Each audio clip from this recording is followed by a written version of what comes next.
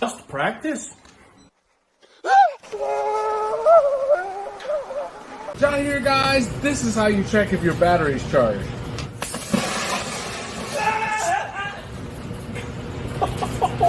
Listen to me. You must practice. You must practice. You, sir, are a shit pilot. All right, pilots, arm them up. Go! You're a shit pilot. What the? Yes, you're shit. You need to practice.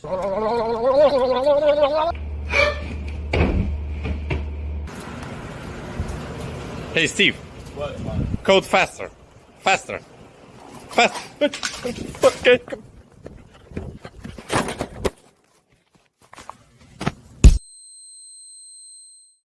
Hey, we're live. Welcome, guys, to FPV Spill the Tea.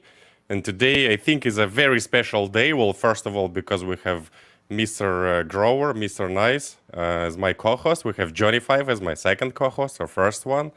And Johnny 5, can you please introduce our main guest today? Absolutely. So if you guys remember back to about 5 years ago, all the FPV knowledge that we had was based around people just flying like 20 different sets of motors and then making a video saying how they feel this one might be faster or this one's faster on the low end, just based on their feelings in their fingers. But then along came somebody with more of an engineering background that could actually do tests, give us plots and graphs, resonance testing, and all of the kind of things that the community had never really seen before. And so we just ate that up, all of our appetites. We've been starving for data, and along came somebody that can give us an all-you-can-eat buffet. So let me introduce FPV's dashing distributor of data, Chris Rosser, guys. Nice. Mr. Chris Rosser, how do you feel? Cool intro. Thank you for that. You feel pretty comfortable with three racers sitting and talking to you? Yeah, absolutely. Yeah. It's great to be here with you guys. I also wanted to add that Chris Rosser is the guy who bends your frames while you're sleeping in the night. So if you wake up, you have bent arms. You know, this is Chris Rosser doing that. Just got to test all those arms. Yeah, we gotta know, and yeah. So, Mr. Chris Rosser, we have like a few funny questions as a start. And I think I got one more funny question, but I forgot. Anyways, Mr. Chris Rosser, we gotta play like a little game, this or that, and you just gotta quickly ask, you know, Okay. this or that. Or Neil likes to call this game, "Who would you rather bang?" So, so who knows more, Bardwell or Crosser? Oh, who knows more? Bardwell. Bardwell? Oh. I don't know. I think a lot of people wouldn't agree. But all right, let's see. So motors, 2207 or 2208? Ooh. No other choices. Yeah, 2207. 2207. HQ or Gemfun? HQ. Beauty or performance? Can I have both? If I can't have both, then I'll take performance. Open source or closed source? Open. Then why your frames are closed source? Yeah, it's a good question. Racing or freestyle? Freestyle. Because I'm not a good enough pilot to be a racer. Oh, come on. Yeah, well, we're all shit pilots, you know, so... That's right. DJI or walk snail? Ooh, controversial. I'm going to say walk snail. If you can only have one. If you can only have one. Here I gotta ask why. Because I love micros. Yeah, right. You And have if I can only have one, then I gotta have my micros. DJI or analog? Sorry, HD0 or analog? HD0. Bardwell or MedTech? Oh, Ian's a great mate of mine, so I've got to go with Mads. Nice. Let me see, guys. Can we have any reply in the chat that we got good audio and stuff? Because I see Mr. Cole throwing up emoji. Is it like a? I think that was probably the Walk Similar DJI or. Yeah, Cole hates both. Well, yeah, Cole hates everything. He hates DJI, Walksnail, and HD0. Equal opportunities. That's important. Yeah, exactly. Eat them all. Does he also hit analog? Yeah. Yeah. Right. Yeah. He also hates drones because he lately playing video games instead of drones. Mr. Resources, do you have a message to Cole that he's like actually playing video games instead of flying drones with us? What would you say to him? Is it weak? I would say that I used to play a lot of video games before I got into drones, and for me, drones are like video games, but just with better graphics and more risk. I like it. Yeah, but also Cole is missing the opportunity to fly with friends. Maybe. Maybe he doesn't think we're friends anymore. All right, Mr. Chris Rosser. So we have a friend. We're gonna keep his name anonymous, but he is a multi-GP chief operating officer, and we are desperately trying to prove him that we are here a big deal. And can you tell just briefly, what do you know about us? Like, what do you know about me? If you know anything about Neil or about Johnny 5, so that we're like, all right, listen, Sean. Well, we kept his name out of, but. Jeez. Well, I think Neil, this is the first time that we've met. I think it is. Yeah, for sure. It is. So what I know about you is that you haven't had breakfast yet. That's right. Right. And so we're seeing you at your early in the morning without breakfast, and you're still a really nice person. And Limon calls you Mr. Nice, so I think that's right. That's the biggest compliment. So you see, he knows everything about Neil. That's pretty intimate details. Yeah. Absolutely. And Johnny 5. I mean, I've watched a lot of your videos, probably more than I can count.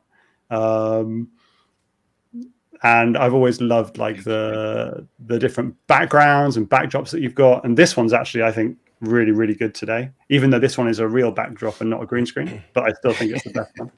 It could be still green screen. But I think it's still maybe the first time we've actually spoken as well. Yep.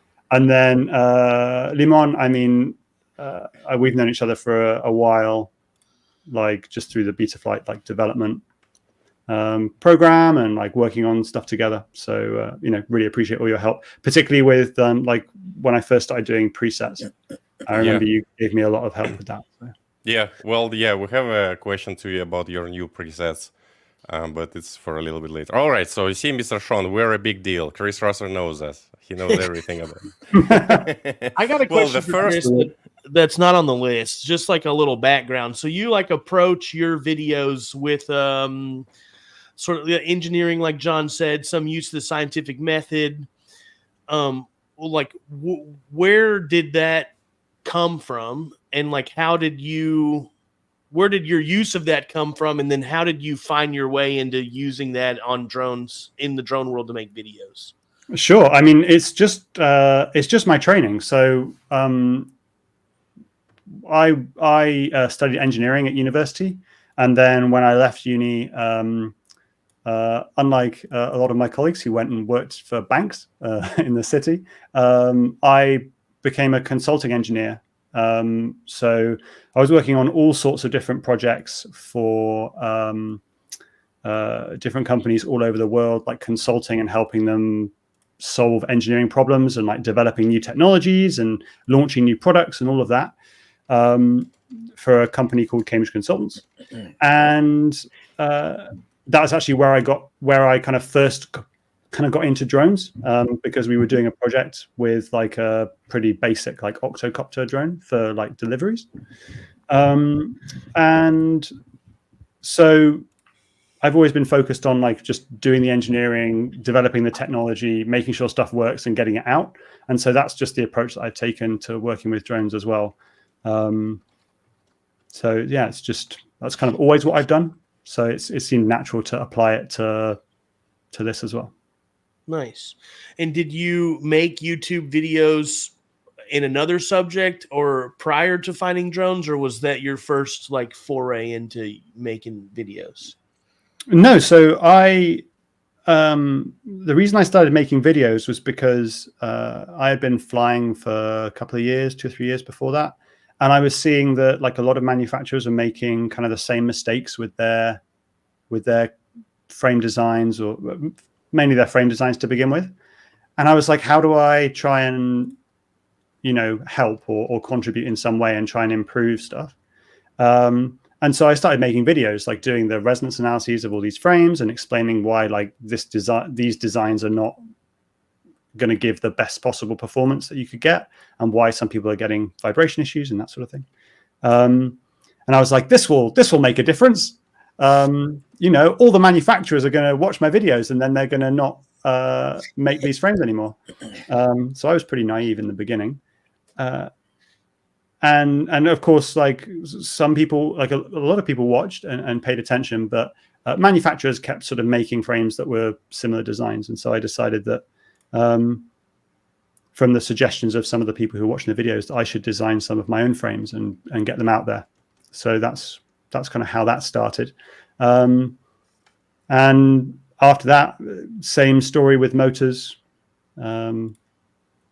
I tested lots of motors and I found that a lot of them were performing the same, and there were some ways they could be improved. So I tried to do something a bit different, maybe a bit better. Oh, Bardwell here agrees with you that kind of all motors perform kind of the same, that you really can't tell the difference unless you put them on a bench. That's interesting. Yeah, and when you put them on a bench and you test like 50 different motors, you find that there's just like a big range of performance.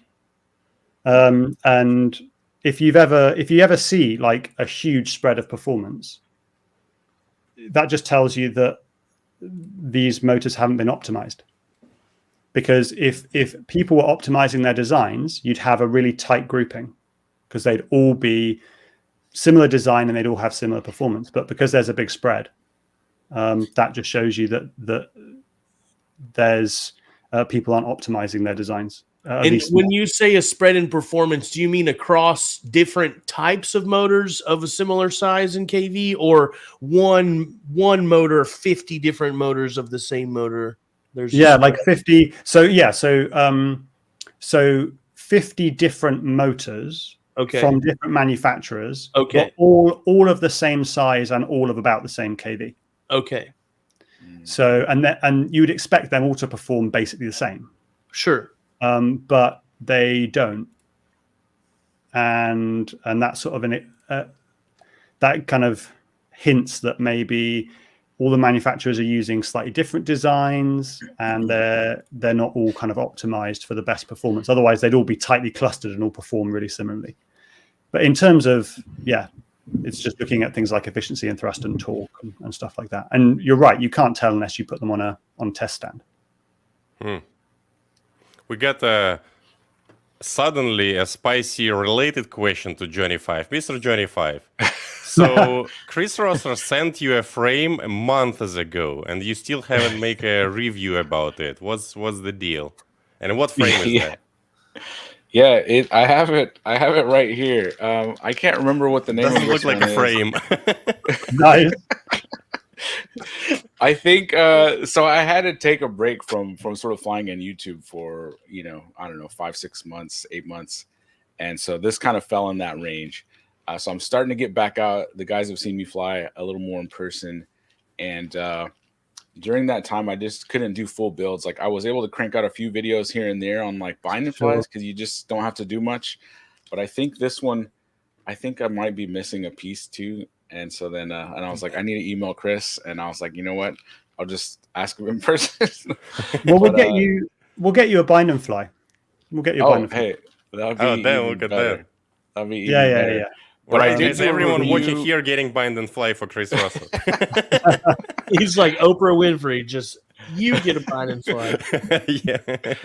I did review the AOS 5. I think it was the first or V2. I can't remember which one. It was the one that Steele had complained on, and so I was like, all right, I want to see what he thinks, or I want to see what I think of what he thought. And I put his picture on the cover of my thumbnail, and with your frame, I got like 16,000 views, which is more than my average for my channel. So I was like, Chris Rosser's stuff is hot. Like, I gotta do.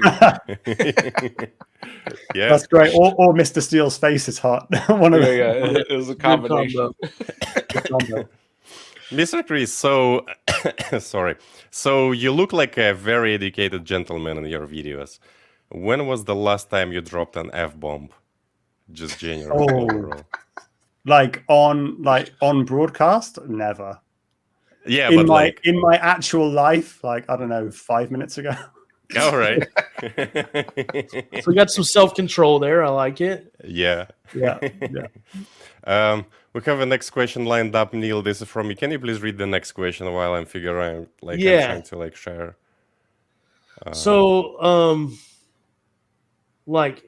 Can you talk about your presets that you recently added to the Betaflight's official repository? Oh yeah. So I've done presets for my frames for a while. There's nothing like too, I guess, there's nothing too kind of complicated or complex about the presets. Basically, it's just a custom PD balance and a custom pitch roll balance, like for the particular frame geometry, just so that people can get, you know, a really nice tune a bit easier, because setting up the PD balance and the feed forward and stuff is all pretty technical. So it's nice if someone's done that for you. So I had them on my own repo for ages, and the procedure's always the same. Just apply the preset for your frame, and then just like increase the master multiplier until you get oscillations, then back down a bit. But I thought with Betaflight 4.5, because people have been flying my presets for ages and haven't generally had a lot of problems with them, I felt like it was time that they could be included in the main repo. So that was why I did the PR and got those included. All of my presets are really conservative on like the master multiplier. So they should fly pretty well for most people out of the box. And then you just increase the master up until it gets really nice and tight in terms of a tune, and then you're good. So you added like a lot of presets. It was like a big pull request that I had to review, and I want to say that like that usually when people add presets, it's usually like a long review process, especially if they're doing it for the first time, adding to official Betaflight repository. But I was pretty surprised to see like that there was really nothing to fix in your presets. Like the syntax was all good, everything was good, and it looks like you were able to follow the instructions exactly. And I'm like, this guy is definitely an engineer. Like, if you can follow instructions that are written on GitHub, like you're engineer. Like, that's pretty Following impressive. instructions is my core competency. Yeah. Yeah, Mr. Grisors, do you think that because of that you're like better than everyone else, or how do you put yourself? I don't know. As I say, I'm proud of my ability to follow instructions. Well, these are good instructions. They were written by CTZ Snooze mostly for presets, how to make presets. So yeah, shout out to Mr. CTZ Snooze. He's a good guy. Mr. Chris Rosser, so rumors say that your viewers are divided in two categories: people who just don't understand what you're saying at all, and people who are acting like they do understand what you're saying. How do you like? Well, I know that my viewers are divided into two categories, and those two categories are male and female. And my channel has 99.9% male viewers. That's incredibly surprising. And my female viewers, I think, are like only my partner and like her family. So what you're saying is that these are the only people that your family are the only people that Well, there was no good category. They only watch like the intros because they're not pilots. But yeah, in terms of like, do people understand it or not? I mean, I try and make the videos really, really clear as best I can and try and explain it to the best of my ability. So if people like can't understand it, then that's kind of my fault. But I try and do my very best to like make some of these topics, which are pretty difficult. All right, so like I don't understand what you're saying, so I can blame you for that. That's correct, right? That's good. Because I was thinking I'm just dumb, but no, it's just Chris Ross's fault. Why is Brandon in the chat reminding me of my BL Heli 32 video? Yeah. Yeah, we have a question about that. Like, let's jump over to that question. Come on, man. So the question from one of our viewers that sent to our email shit.pilot.live@gmail.com, he was asking like, now BL Heli is out. Do you think it's gonna be AM32 or is gonna be BL Heli S? Like, what's your prediction? And are you gonna make videos about that or? So my video on like the BL Heli 32 ASC, I'm gonna like redo that for AM32 because I was going to do that anyway, but it seems even more relevant now. In terms of what's next, I mean, it's got to be AM32 because it runs on the same hardware. Manufacturers are going to find it super easy to switch over. What's exciting is actually a little project that I'm working on with Pete at AM32 to bring like phase current sensing to AM32. This is kind of, I guess, pretty niche, but have you guys seen the FETTech SFOC ESC? I've seen your video. I didn't watch it full though, but so yeah, they're doing something pretty cool with I think they're measuring phase currents to allow them to drive the motor like 100% of the time rather than only 66% of the time on each phase. Yeah, I've been working with Pete to see if we can do something similar with AM32. Obviously, that'll be like an open source implementation, so we'll probably have to do it differently. But guys, this is Neil's face when he's acting like he understanding. Yeah, we all know that I'm a pilot and I fly, and and that's my deal. And yeah. I think I've even been like further crutched in my ignorance by having Yvonne like next to me all the time, that if I hit a technical wall, I just like defer to the expert on my left. And so I just get to concentrate on flying. Yeah. But I'm here for the convo for sure. I think recently, well, not recently, it was like a year ago when I caught you both guys flying with ADC filters on, and that was a pretty good discovery. No. And also recently we figured out that Neil flies just complete defaults on his racing drones. Yeah, we figured that out on a couple. Yeah. But Johnny 5 flies even worse. For some reason he has like a default PIDs and then like all the gyro filters are just off and everything else is default. Like, and it's also it's also Pete profile 3 for some reason. Like I tried everything, guys. Even I can fly the shit out of those defaults though. So I mean, that's it. From that. Yeah, it's about consistency, right? Like, you've got to have a consistent setup, and that's the most right. Yeah, I know how it feels. It's very consistent on ADC filters on. Yeah. Mr. Chris, so on the scale from 0 to Elon Musk, how rich your YouTube activity making you?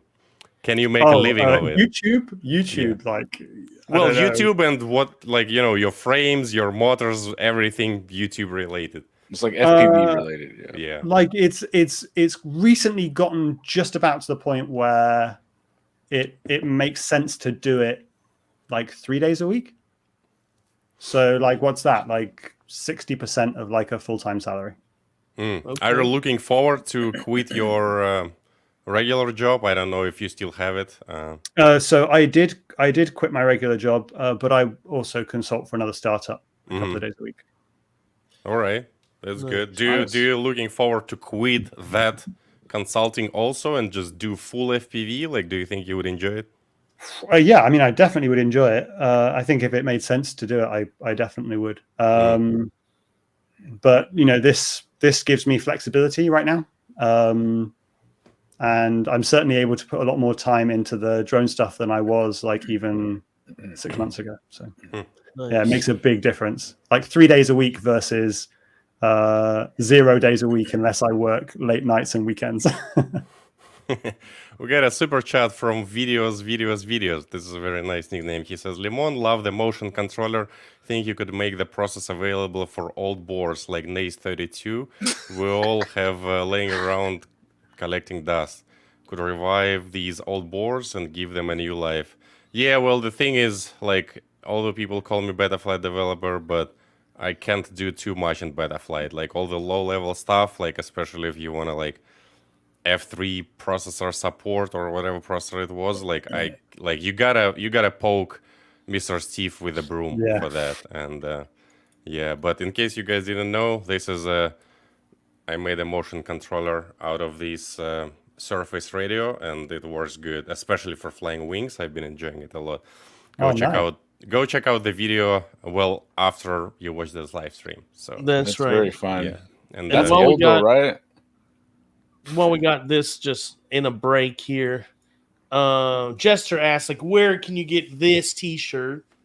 And like everybody can get it on shit.pilot.com. It's there. So, yeah, Jester, go get yourself one. You'll look dope in it for sure. Yeah. So we this was your old frame, but we had to show that. Let me share my screen. Well, did you see that Mr. Steele video that he was like shitting on your frame? Oh yeah, I saw that. That was a while ago. But yeah, quite a few people linked me to that. Yeah. So let me, in case some people didn't see it, I did like a 1 minute cut of that video, and I also think it's pretty funny, so I have to show it. Let me. Oh god, the 1 minute super cut of that like 15-minute character assassination of my frame. Yeah. Let's see. Chrome tab. There we go. Share. And this is Chris Rosser's AOS 5, the perfect frame. I'm not trying to be negative or anything. All I'm saying is this one is the best frame ever designed. You can put a floppy antenna on here and ruin some perfect frame. So I don't understand why having the perfect frame is good in the first place. This design is complex and not very pretty. You have to use a USB dongle thing to get to your flight controller because it's a 90 degree and there's stuff in the way. The camera mount looks like it's not going to handle anything. The carbon's going to splinter. The other thing about quality stuff is like, how hard is it to work on? This thing looks like a nightmare. Like, why doesn't this connect? I feel like it would be less vibrous if it connected. This thing's kind of heavy, actually. Flies like a quad. What are you vibration dampening for? Then he needs to come up with a really good GoPro mount because most people are just going to put a random GoPro mount on there. What are you pit tuning for? Then the prop's fucked and now the black box is fucked, right? Adding more surface area to stop the propeller to give it more dirty air. Band-aids to fix problems that aren't really problems. Yeah. And then you have problems with repair because you have a shitload of fucking screws. To change an arm, you're undoing 1,000 screws. To change a motor, you got to replace 1,000. If you're going to go out there and say that your frame's better than other things, you need to have a legitimate reason other than there's vibrations. No one gives a shit about black box. Mr. Chris, so nobody gives a shit about black box. What's your reply to that? Some people don't care about black box. Yeah. And what's your response to that? Like, you're trying to band-aid the problems that don't even exist. I think it's obviously that's his opinion, right? I mean, I'm not gonna. Yeah, but like, what's your opinion? Like, everyone's entitled to their opinion. I mean, I'm an engineer, so I just want to try and make everything as good as it possibly can be.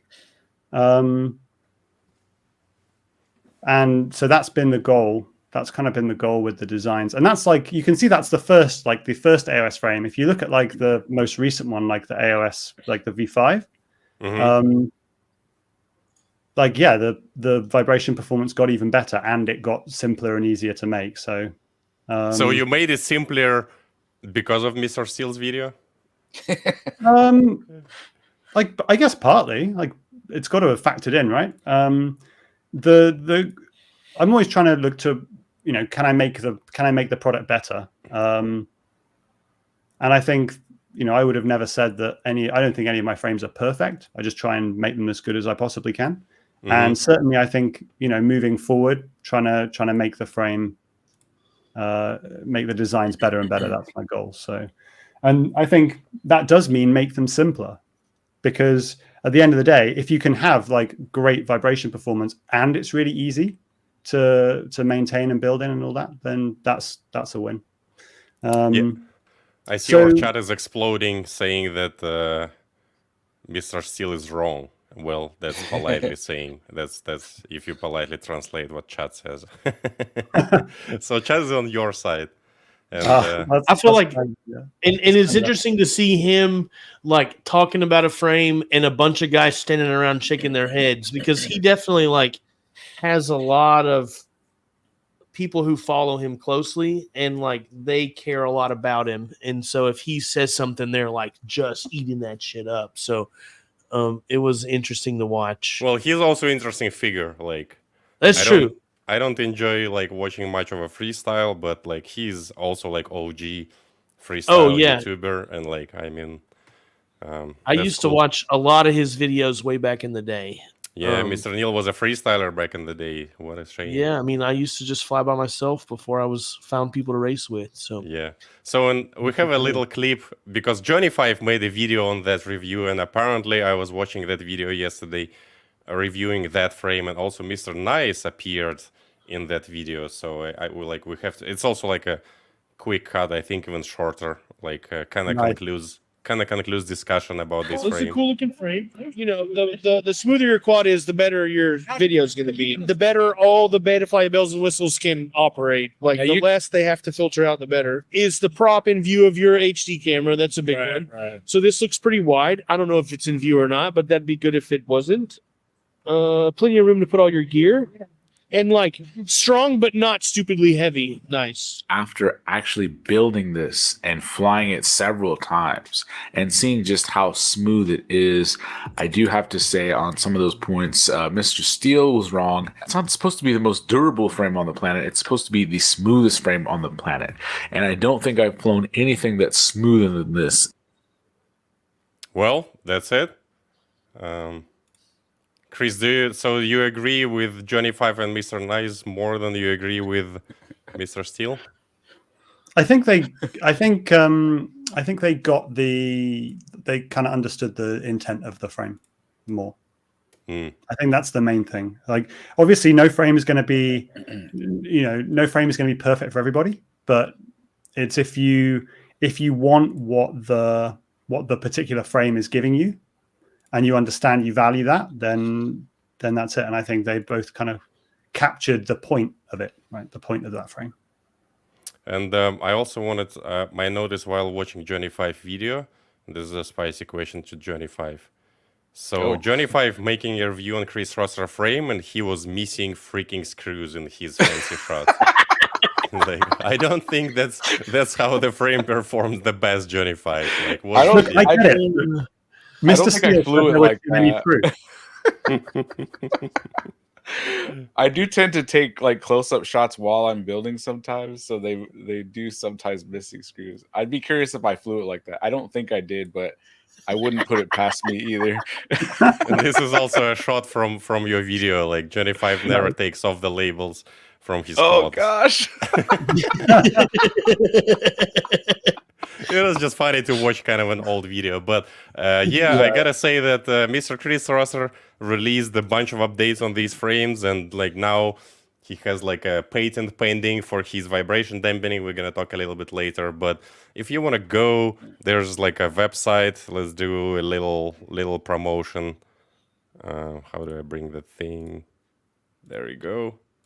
You go to AOSRC.com, and there's like a bunch of designs, and there's also like AOS labs. You can go to like 6S battery testing, and like all the plots are here for free.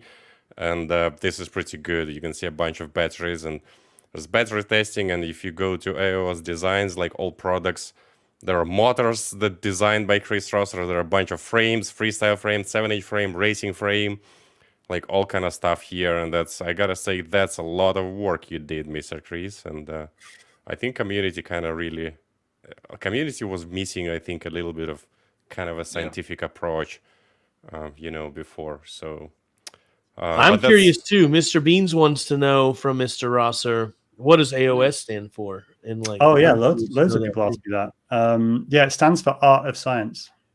Oh, I like that. I like that a lot. Cool. yeah, and you go to labs. So I was thinking everyone sees my screen, but nobody saw my screen. No, nobody saw it. Yeah. So Good there's, job, like, Mr. Director. AOS labs, and it's like a shit streamer here, not just ShitPilot. So yeah, there's batteries, and since we're looking about this screen, I wanted to ask about this. So what's the amp rating, like not the amp rating, the current for your success battery testing? Like what's like, I think you got the machine from Bardwell. Like what kind of yeah, so I got the machine from Bardwell, but I didn't get quite the exact same machine. So I got Bardwell to send all of his gear back to the manufacturer, West Mountain Radio, and I had them take all the locks off it. I had them take all of the limits off it, basically. So, and then they shipped it to me without a warranty. So this means that I can test. So I think you have it's a bit technical, but on each of like the battery testers, it's basically a big programmable load that just dumps current in, produces lots of heat. And they have various limits on them. They have like a thermal limit and a maximum current and a maximum power. And I had all but the thermal limit disabled. So it lets me do these sort of very high current burst tests, which JB, I don't know if he was able to do before, but certainly I can do more extreme versions of what he was doing. So yeah, it's like, I can draw like 480 amps from a battery. Oh, damn. Because here in the plots, I see like 15C discharged, and I just don't think that 15C discharging for racing batteries, like that's a lot. Like, I don't think that's a lot. So you are discharging way more than that, right? Yeah. So 15C is like the capacity test. I see. So that's my like slow discharge test, right? So 15C, that'll discharge the pack in about 4 minutes. The power, the power density measurement is done by increasing the discharge rate. I think it's at something like 2C per second every second until the battery voltage drops below like 3.3 volts per cell. Yeah. So you can hit like 100, 200 amps pretty easy on a test like that. I think it's also like, it was just interesting for me that it kind of aligns with my testing, because I did a few testing of the batteries. I just strapped a quad to the table, and like with RPM limit, I was just spinning and measuring, like, black boxing. I didn't test all the batteries. I didn't test Bonka, but I did test our line V5, and it's interesting. You have our line V5 1200 mAh. But it's still higher than like Dogcom. So Dogcom performed pretty good, but our line performed better, and that kind of aligns with my testing too. And the bonker at the top, like that battery is like, it's a cherry pick. Does that make sense? So what they do is they make a 150C version of that pack, and they make however many 150C versions of that pack, and they test them all, and then they pick the like really very best of them, and then they relabel them as 180C. And they also do a 200C, which is like an even higher SKU. I love that. That just proves, I've always said that the C rating on a battery is just a sticker that they put on it. So I think that's really funny to hear you after all that testing or that little background that's literally what it is. Like, So the thing about the C rating is that it's I don't think there's a standard way to measure it. So I think different manufacturers can measure it differently, and it's not like a test that you could ever really replicate. in terms of like in a flight or anything like that. So it's basically just a like marketing label to tell you how good it is relative to other packs made by the same manufacturer. Yeah. If they're not lying also, because we had some betters in the past that like labeled the same C rating and they're definitely not. Appreciate it, boys. So, Mr. Neil, let's Johnny 5, can you pick your favorite question while I'm working a little bit on like my live stream stuff? Yeah. Let's see. Let's go for number 13. Ooh. Have you ever gotten paid for a review by one of the manufacturers? What was it? Was it the T-motor stack or the cat extended whoop, or was it any of them? And I never. So yeah, I never take money for a review. Nice. No, never get paid for a review.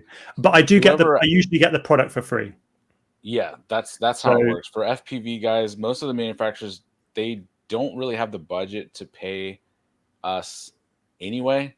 I think once you get a little bit further into like DJI world, and they're sending you their drones or something like that, they might, or if you get into like 3D printing, I'm not sure if some of the Bamboo people that get those, they might, but for us, like under 100,000 subscriber people, we don't usually get offered. But like Chris said, you get the drone for free or whatever the product is. I think it would be worthwhile though if they would pay you for some of your testing. Like this is that's probably more valuable than the review, I think. Just the fact that you're sort of donating it to the community is like, that's such a huge value, guys. Like if we had to like all put our money together and pay to consult somebody to do this, like who knows how much it would cost. And Chris is just giving it to us. Yeah. So I have been offered to do paid reviews, but I've always turned them down. And I don't expect I'll ever do them in the future. Certainly don't see that being something I want to do. Because like then you can't say what you want to say. Yeah. It's the same reason why I don't let like manufacturers review the video before it goes out, right? Like if I review a stack, like the manufacturer sees the review the same time as like you guys will do. Hey, that's what all YouTubers say, though. So I don't know, guys. Do we believe Chris Rosser? Like, I think it's pretty. I think it's pretty common. Like, I think Johnny, is this probably the same for you, right? Like, you don't send videos to manufacturers ahead of time, right? No, I think I was asked a few times to do that, and then I just declined. Or like, I can't remember. There was a motor like a year or two ago, like MEPS or something like that. They were having everybody sign like these weird NDAs with all these criteria, and I was just like, nah, I'm good. Like, oh yeah, I had that as well. Like, so I had MEPS send me like a weird thing, but which had all these stipulations, and I just said, nah, I'm not going to do any of that. And they were like, okay, fine, we'll send you the motor anyway. Yeah. Like, all right. So only in the chat saying MEPS is trash. Decrease FPV. I mean, they're a pretty new brand. I don't think they like they're pretty inexpensive motors. So I think you got to view them in that light, right? You get what you pay for. I was just so interested because like usually your videos are so well thought. You know, there's a lot of work you put in your videos, like motor testing, prop testing, and then I suddenly saw like you doing like a 5 minutes review of the stack, like from T-Motor, and I'm like, that doesn't lines up with the rest of your videos. Like I was like, no, and I think I said in the video as well, like that was just a format that I was trying, because I get loads of manufacturers like offering to send me products, and I just don't know if anyone is particularly interested in just me having a quick kind of review of the spec and giving you my thought on it. I mean, if you don't think if it's not an interesting video for people, then there's not much point in me doing them. But as I said, they're quicker for me to do than like a full detailed test, because I can't. It's hard to do that for everything. We got Mr. Cole in the chat, who is supposed to play video games. Mr. Cole, are you coming to Sparks RC to fly with us today, or what's the deal? Just like that. And please, guys, shame Colin public in the chat for not flying with us and playing video games. All right, so let's see. I think we missed a question. Yeah, all right. So, Mr. Chris, while we're talking about flying with us, have you ever flown a racing track? In real life, Yes. yeah, I've flown one, which is just one that I one. like put together myself. And, And I hit like every single gate. That's okay. Yeah, we're all hitting gates. But the question is, how did you design drone racing frame without actually being a drone racer? Maybe you consult with someone, or like, what's the deal? No, that's it. So it was mainly just in collaboration with some of the patrons on my Discord. So you got some racers there, right? Yeah. Some and some people who also just like to fly racing frames for freestyle. Yeah. Well, I gotta say, like, I wanted to make a spicy question about that frame, like, why did you do? But then I was like rewatching, like, that frame build, and I was like, this is a pretty good frame. There's nothing spicy to say about it. I'm like, what? Like, Yeah, and I think the other thing about racing frames is that like I think people in the racing community have kind of converged on the sort of thing that they want out of a racing frame. So I had that kind of blueprint to follow, shall we say, of like, the kind of shape that most pilots want to fly for a racing frame. Yeah, it's kind of pretty light. You can get it in even like 50 grams if you put 5mm arms. Mm-hmm. And with 6mm arms, I guess it's like 60 grams or something. That's pretty good. Mr. Neil, you interested in this frame? Like, you gonna fly it or what? I mean, I like frames that don't break, and 6mm arms are good for that. And if you can have a 6mm arm and still be 60 grams, that's pretty solid. But then you're gonna betray my frame? Like, what's the... Well, I mean, the truth is that I'm lazy and I'm not going to build a new frame, but I like the idea of that frame. Yeah, the concept of it. Yeah, I mean, but yeah, I'm way too lazy to swap frames. Yeah, same for me. Yeah. So, Mr. Chris, like, why you don't fly drone racing? What's the problem with you? I don't have a load of people around me who I can go fly with, who I can go race with. Otherwise, I thought that was also a question from the chat that you live like not very far from London, and I think there's like must be like a racing group in London or something. Because Ashley is in London. There's a racing group in like North Cambridgeshire. But they're quite far away from. They're like an hour, well, like 40 minutes, I guess, away from where I am. See, it's interesting that people from Europe, like that 40 minutes away is a long way, but like people, like we all live in Texas, and 40 minutes away is like around the corner. Like, I live 40 minutes from Sparks, but go there quite often. It's just, it's always been interesting to me, like the scale of how people live and how they then determine like what's far and what's close. And like, because it's for me, it's a 40-minute drive, but I don't have a car. Oh, okay. Well, that makes it much farther for sure. Yeah. Well, but apparently, according to our previous question, that FPV makes you as rich as Elon Musk. So you gotta have a car, you can afford it. And then you can go to drone racing. Well, maybe in the business future, expense. Like, talk with your tax guy, but like, you can just write that car off. Like, rich people never pay taxes. So. All right, so the next is a kind of a big question, and that's a question that touches me a lot. So that was like I was digging about it yesterday. Maybe I wasn't, because I also the guy who acting like understanding what Chris is saying, but not actually understanding. So I might be full of shit, but the question about your props testing. So some of the guys, and it also like a critiques from me that you're doing a bench testing. Yeah. Is it really relevant for our flying? And let me add a little bit to my question. So let me add this to the stage, and let's see. Let me pull up the prop efficiency from your video, and like in this prop efficiency, so the higher here is better, and you can see, for example, like HQ 5x43 V1S. These are that like was such a good prop back in the day. yeah, but for back in the days, that was a very good prop. But if you try to fly it now, it's just not actually flyable. It's like bending in the air with our modern KV, and like you don't really see much of an efficiency, at least when you fly. I wasn't testing actually these props, but like, and that was my critique, that like modern props are designed to fly through the air. They're not designed to do bench, like show good bench tests. Like what would be your reply for this critique of your bench testing for props? So I think it's a great kind of discussion to have. If you were flying a fixed wing and you always had like fast forward flight through the prop, then I definitely agree with you. And maybe for racing, that's also true. You could also say that you've always got like a lot of airspeed across the prop.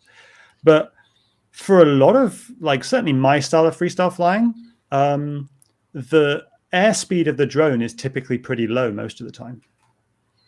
So for me, like, you know, the efficiency at hover is somewhat important.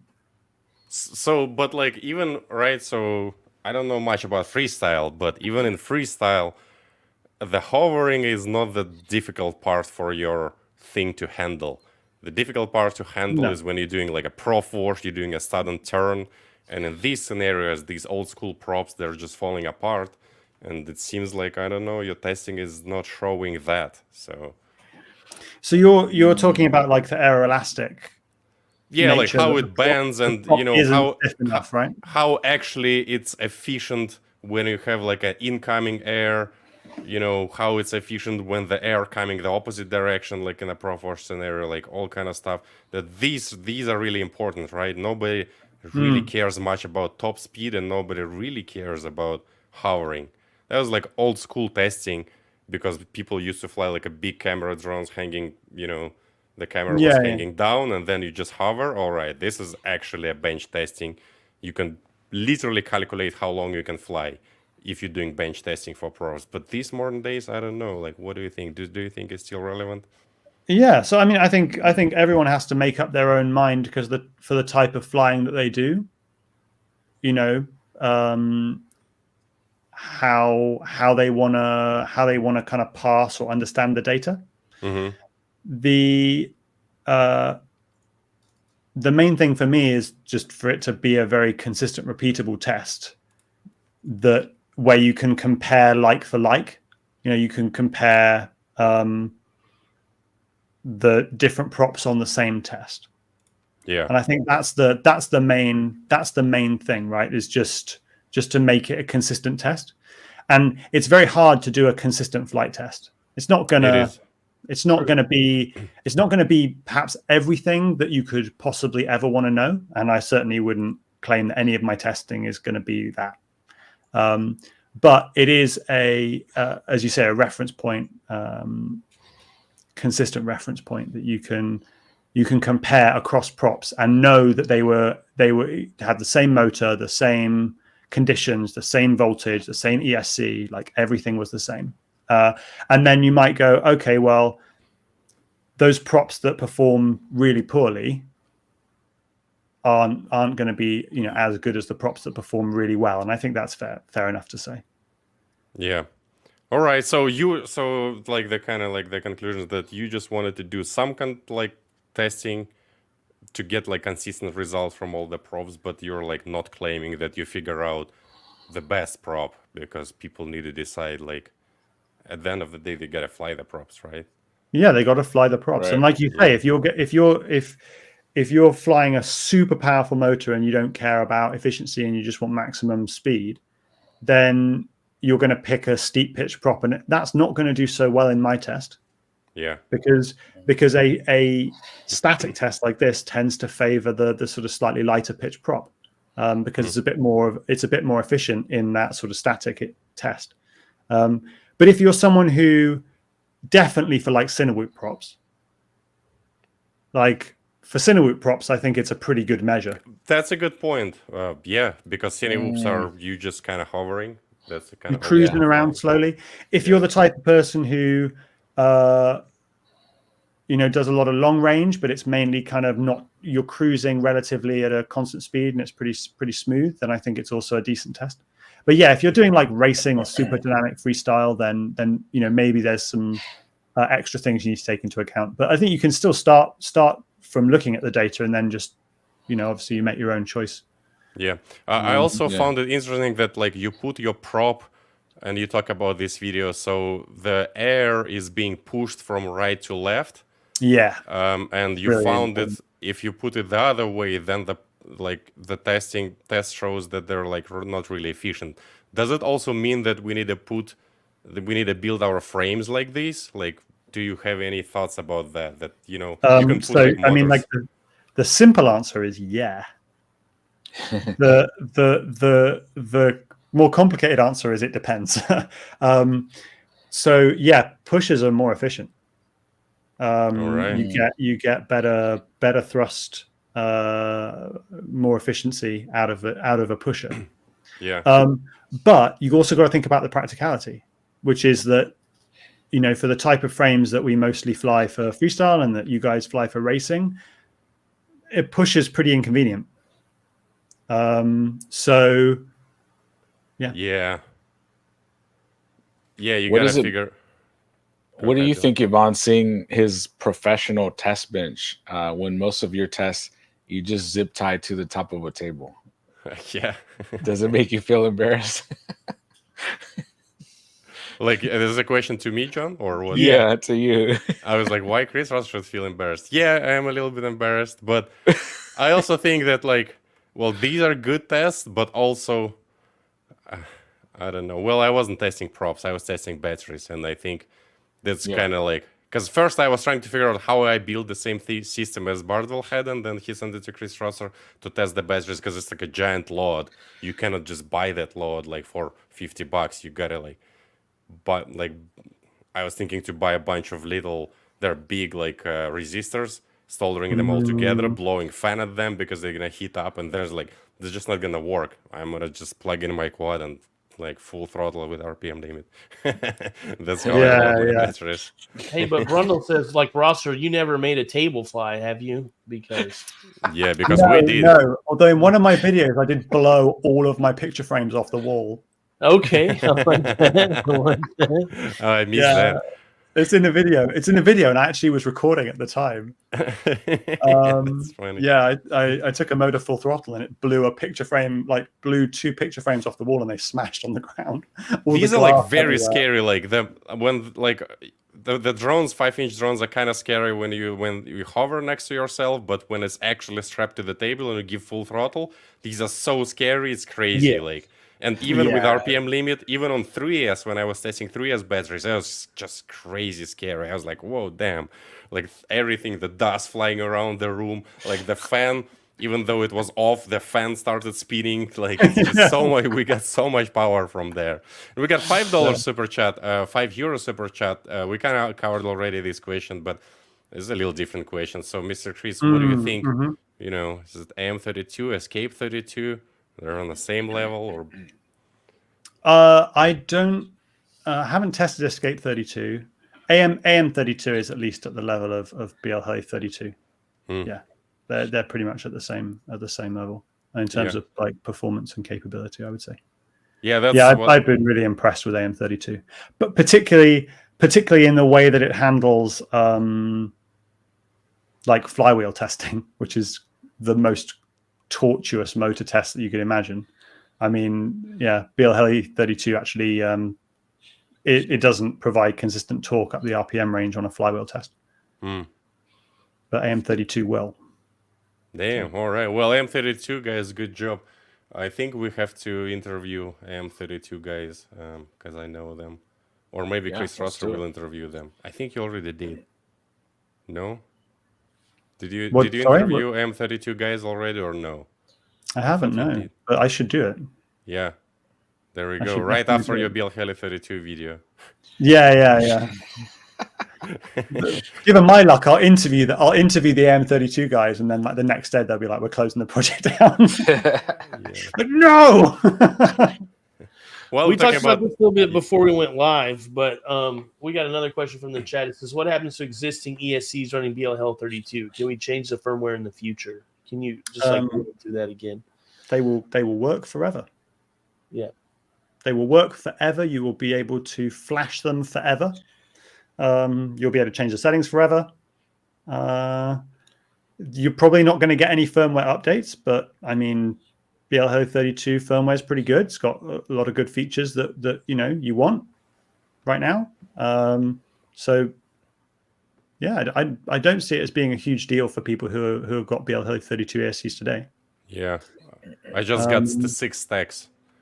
Yeah, I just got a whole box in too. There might be like last Foxeer ESCs with BLHL32 that I got. So yeah, and I think the question he was also asking, like, can we change the firmware in future? And yes, you can. You can flash BLHL32 ESC with M32 ESC, for example, but it's kind of pain in the ass because usually you need to solder like 2 little.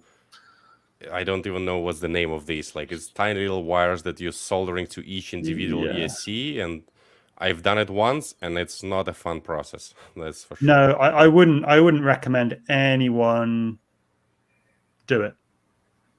I don't think anyone should be doing it. Yeah. If you've got a BLHL32 ESC, there's no reason to upgrade it to AM32. Just keep using it. You can still flash it. You can still change the settings. I just put out a new video with the best settings for BLHL32. And so it's still relevant? If there's only one positive, and there is only one positive, is that there's never going to be a new version, which means that video will never go out of date. Oh, I like it. I like it. Yeah. Look at that. Glass half full. I love finding that in the world. We got this comment a couple of times. Chris, can you formulate your own C rating process and publish the real C rating on your website? Yes. So I have formulated my own process. And if you watch any of the battery testing videos that I've done, I do have a C ratings chart. I don't publish it on the website. And the only reason that I don't publish it on the website is that I have a power density metric on the website, which takes into account the weight of the pack. And C rating doesn't take into account the weight or voltage of the pack during discharge, both of which are important to take account of. And the power density metric takes both of those into account. So that's the one that I use. But if you watch the video review, I do have a C rating chart. I guess my C rating is at least consistent across different manufacturers because I always use the same method. Different manufacturers measure C rating in different ways. So it's useful to have like a consistent C rating. And mine's always like way lower than the manufacturers. And that doesn't mean the manufacturers are lying. That just means that I measure it in a different way. No, they're lying. Everyone knows they're lying. That's not my opinion, but yeah, that's Lemon's opinion. I think it's just, the manufacturer's C rating is like they short the battery, right? And see how much current it will drive through. It's interesting, but if you short your battery, then it's dead. Like, how do you like? Oh yeah. I think that So it's not really relevant, is it? It's not like a relevant. Yeah, because now you make a next battery, you cannot short that. Then you're just out of batteries. Yeah, you can't test it. You can't test it on each cell. It's what's it called? The uncertainty principle when. The behavior changes when you look at it. you cannot know both the C rating of the battery and have it be in one piece. Yeah, exactly. So my C rating test is I discharge it from 80% full down to 3.3 volts per cell on a ramp, on a current ramp, like a fast ramp. So that's at least a consistent way of measuring C rating. But it always comes out like half or less what the manufacturers put on. But as I said, that's just because it's a different way of measuring it. Like I'm sure the manufacturers start with a battery fully charged, not 80% full, and they short it, and then they see what current it will drive. But that will kill it. Obviously, that would damage the battery to do that. I would love to see manufacturers testing that. Just short. Yeah. Well, Johnny 5 recently shorted the battery. Yeah. We saw it in the intro video. So and you didn't tell me what it was going to do. I was just like, this is PDB. Can you please plug it in on the video? I start rolling. Jennifer plugged it in. Oh, that's great. So just it's had like it reversed, right? you Just you said reverse it might polarity. spark a little bit. Yeah. So we have Lit on Mr. fire. Neil was. Yeah, go ahead, Chris. Sorry, I interrupted you. What did you want to No, say? no, mate. I'd finished. You carry on. Yeah. So Mr. Neil was thorough. I cannot pronounce this word. Reviewing your videos about because you have a new technology. I think you call it XL. That you have like a special cutouts on the frame, right? That's Yeah, what you that's call right. it, right? Mhm. You pronounce XL, right? Yeah, XL. XL, yeah. So, and there was a critique from Mr. Neil about your testing of this. Let me share my screen. So this is a screenshot from one of your videos, and on the right side, you're testing a frame without XL. That's like your older version of the frame on the That's left right. side, and on the left side is a XL, and you can kind of see the difference. But there are two critique points from Neil, not from me. So Yeah, for me. so these are two kind of different frames, right? Yeah, yeah, they're quite And like different. is it really representative testing because these are different really frames? Wouldn't it be better to have the same frame, one with cutouts and one without? Then that would be better. What do you think? Absolutely, absolutely. If you wanted to just test the effect of XL. Yeah, because I was very curious, to be honest. Like I want to see that. I don't know, like if you can ever do that. Yeah, I think that's fair. And that's a fair. It's it's fair to ask the question. What I was trying to show in that particular video with those two graphs was effectively the comparison of the previous version of the frame to the new version of the frame.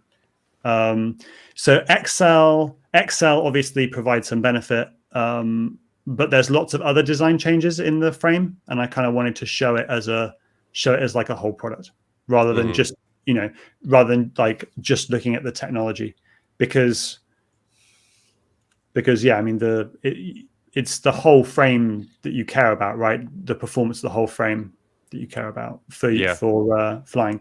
And the thing about the Evo is that you couldn't put XL in that design, like it wouldn't fit. Yeah. So well, it would fit. Yeah, it would fit like if you just take the frame with it and then just remove the cutouts and do the testing. I guess. Yeah, exactly. You could do that. Yeah. You could do that. And this is a patent pending, right? So, or it's already like patented.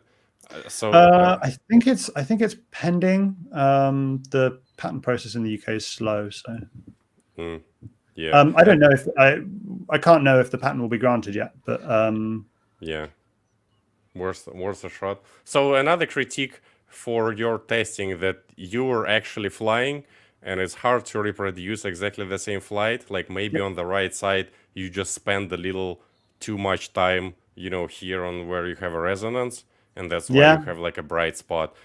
Wouldn't it be better? Because I think I was testing Grease, or I was testing Chris Rosser Carbon, like the first version. I strapped a quad like on the rope, and it was just hovering, and I was counting 20 seconds from 0 throttle to full throttle.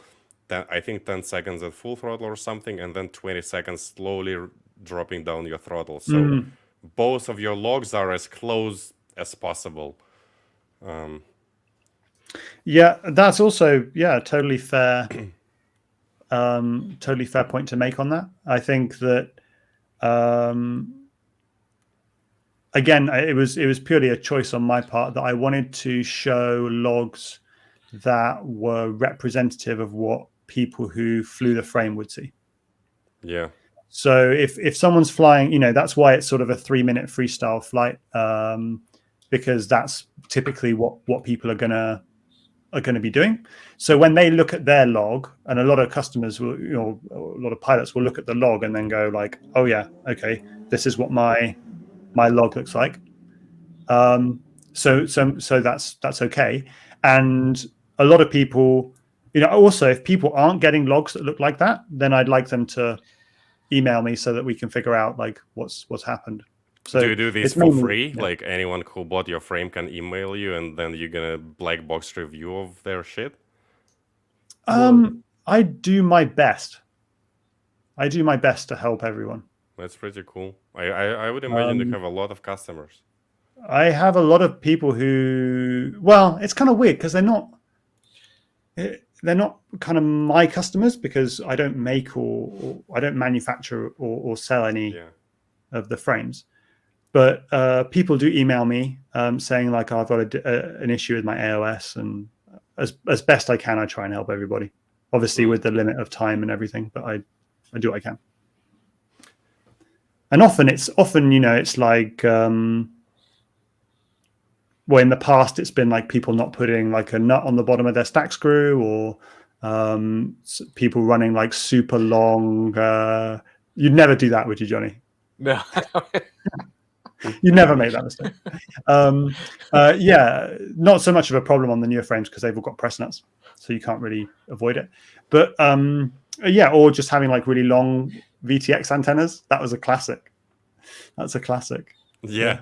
So are you the guy who was spreading rumors, or maybe it wasn't you, maybe I'm putting words in your mouth, that like over-tightening screws on your frame is bad? Like it can introduce more resonances or something? No? Over-tightening screws on your frame is bad. I don't think it necessarily introduces more resonances, but it does risk stripping out the standoffs. And if you over-tighten them, it can make them actually more likely to come out. If you sort of damage the thread in the standoff, then it will come back out easier. Makes sense. So I do try and like, I really encourage people just to like go easy on, not over tightening. And if you're worried about a screw backing out, you should be using a bit of like Loctite or something on it just to hold it in there. Oh, there we go. Chris Rosser uses Loctite. There we go. Mr. Neil, do you use Loctite or what? Oh, well, I have Loctite on all of my like work drones. Yeah. That's kind of funny. Like they should also be on my race drones, but I guess I don't know. But I do have Loctite on all my work stuff, but my race stuff doesn't. ShitPilot. Yeah, I mean, I'm a shit pilot, but we all are, right? I saw a comment earlier about someone wondering if they're a shit pilot, and you definitely are, like, because we are all shit pilots. Even if you don't know, you're a shit pilot or don't agree, then you're even a bigger shit pilot. Yeah, totally. You just are, you're just not self-aware, but that's a whole other issue. But yeah, you're definitely a shit pilot. Mr. Chris, so I wanted to ask about. Because you released a little video about dampening grease, and also you had a video from back in the days with like your type of carbon that was like unidirectional. Yeah. And I think since then you improved the carbon, at least now it looks different. But so when I had a video about dampening grease testing, and I didn't see any improvements. Like I wasn't using dampening grease that you were showing in this video. I was using the FPV cycle or cycle FPV. What's the name of that grease?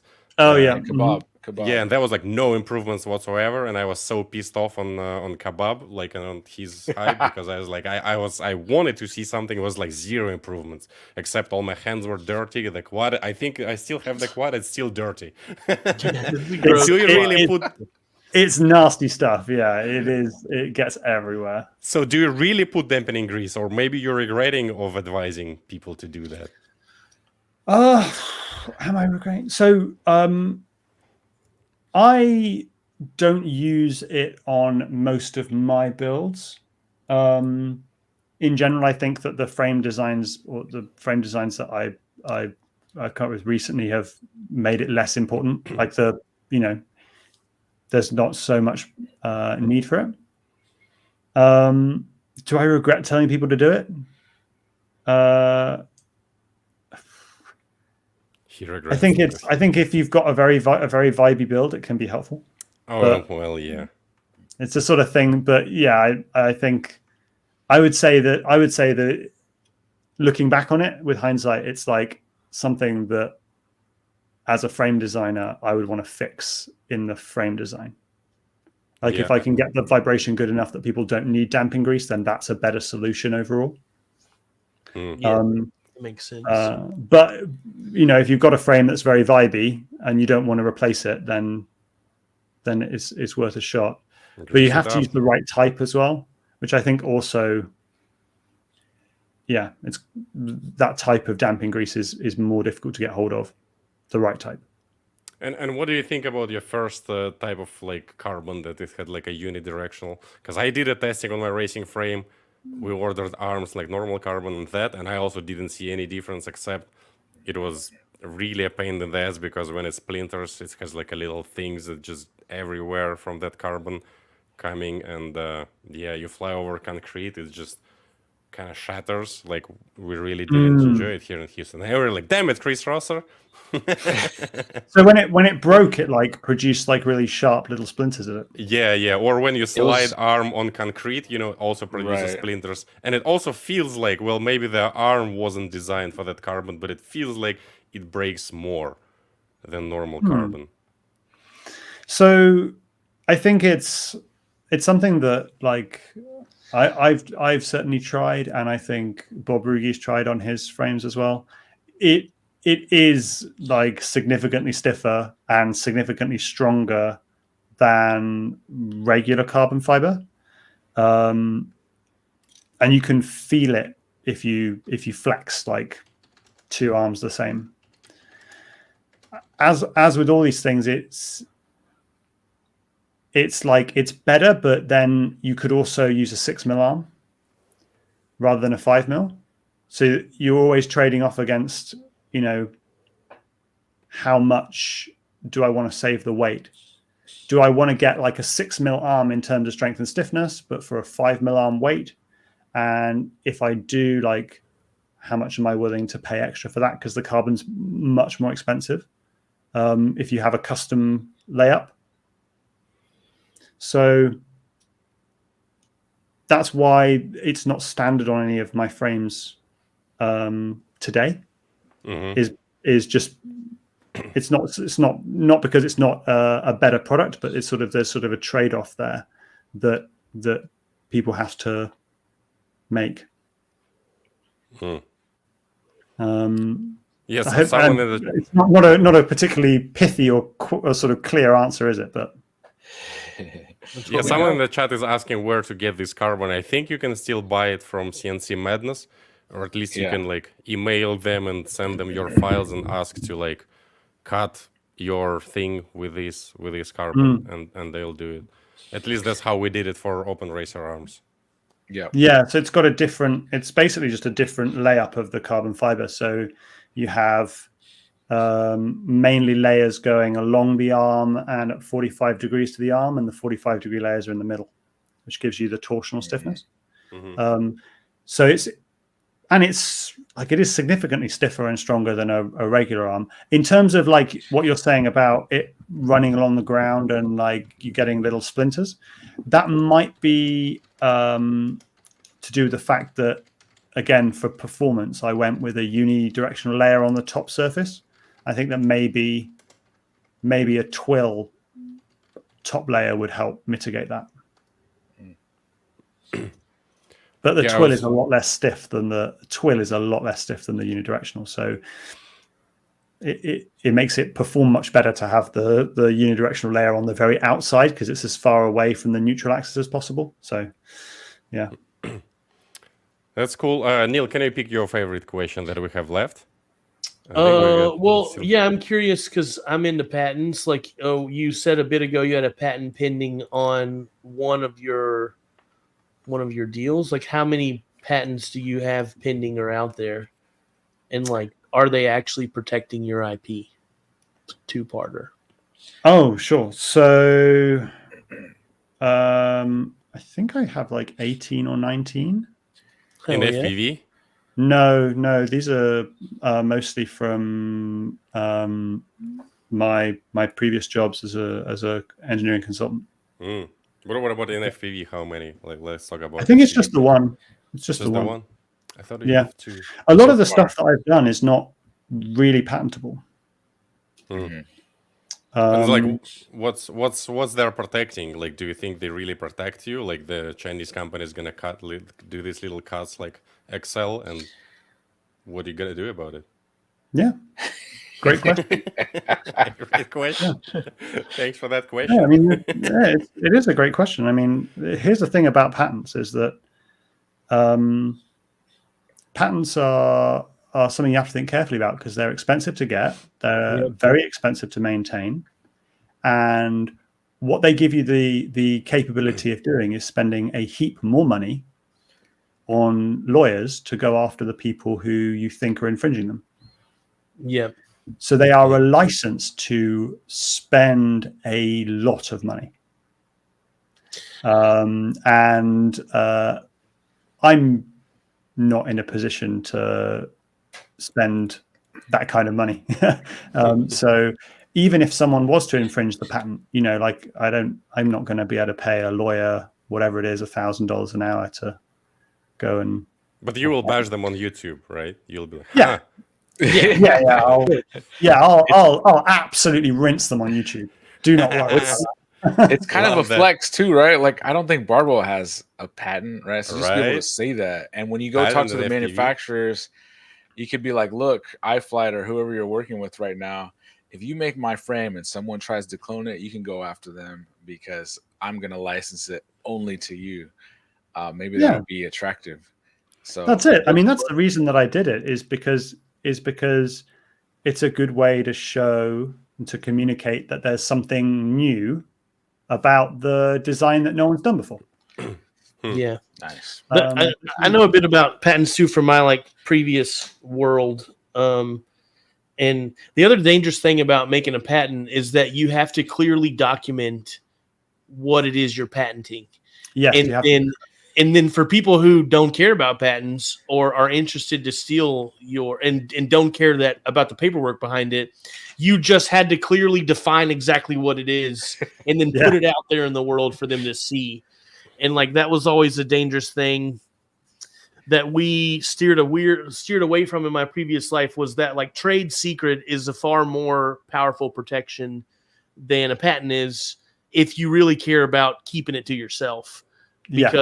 Because the patent, literally you put it out there in the world for them to see, to say this is mine and I'm going to protect it, but you're putting it out there. So I just always thought there was like an interesting discussion we always had about patents versus trade secrets. The recipe, they got the recipe exactly. It also depends how easy your idea is to like reverse engineer and copy. Yeah, because if it's hard to, then trade secret works really well because you can sell your product and know that your competition or anyone else won't figure out how to do it, and so you're fine. But if it's something that when someone gets the product and can like take it apart and see how it works, if they're like, oh yeah, I know exactly what they've done here, that's really smart, then you need a patent to protect that because it won't stay secret for long once you start selling it. You know what I mean? Yeah. Is it easy to copy your patent, Mr. Trees? The Excel? I think yeah. I think if you were skilled in the art, I think is what they say for patents, right? If you were skilled in the art and you had an AOS 5v5 and you watched my interview with Joshua Bardwell on the technology, you would understand how it works and you would probably be able to use the idea. Sounds like it's hard. First, you need to watch Bardwell's video. Yeah, then first you need to watch. Then you need to be an engineer. And I mean, if you can do that. Yeah. We got a question, interesting question from the chat. So Blake Q Moses is interesting. Is it possible to make one blade filter? When you have a broken prop and then you switch to profile with one blade filter so that you don't burn your motors? Oh God. This is a question also from Johnny 5, I would say. Yeah, Johnny 5 props. Yeah, I mean that's what the PID profiles are for, right? In Betaflight. Like, how would you do that filter though? Just with one blade, like? You just have a lot more low pass filters on the gyro, right? Yeah, but I gotta add that, like, I think and turn the master down. Turn like the master multiplier down a bit. Yeah. I think that most of the time when you have a very bad prop, you're actually burning your motor not because of the PIDs or filters, you're burning your motor because of these freaking vibrations they're making. So if you spin your prop even without PIDs with a very bad prop, you're gonna burn it even without PIDs. Like it's just gonna burn. So I don't think really. Yeah. But hey, man, you can still try it. Very low pass filters. Yeah. Or you could buy a motor with high temperature rated enamel, and then you would struggle to burn it. Yeah. I got an email. Let's talk about motors, Mr. Chris. Why? Well, maybe now we know, but initially we didn't get to know the size of your motors. What was the deal? Did you try to steer the hype? Why you're like, please guys, don't share the size of my motors? Like You don't get to know. Yeah. So I guess it was like, maybe it was silly, but I was just like, well, like if someone wants to, like, because the geometry of the motor is, important for the Supernova.